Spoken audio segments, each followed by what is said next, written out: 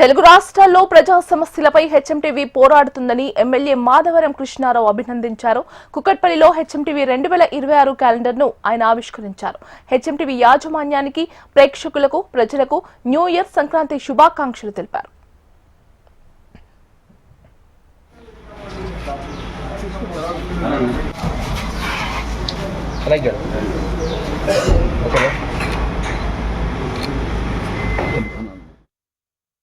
హెచ్ఎంటీవీకి, మేనేజ్మెంట్కి, అదేవిధంగా తెలంగాణ రాష్ట్ర ప్రజలకు, ఆంధ్రప్రదేశ్ ప్రజలందరూ కూడా హెచ్ఎంటీవీ ద్వారా శుభాభివందనాలు.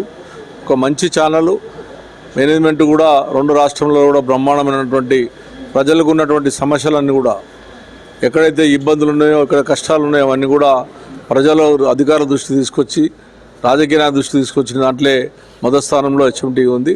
ఆ మేనేజ్మెంట్ హృదయపూర్వక ధన్యవాదాలు.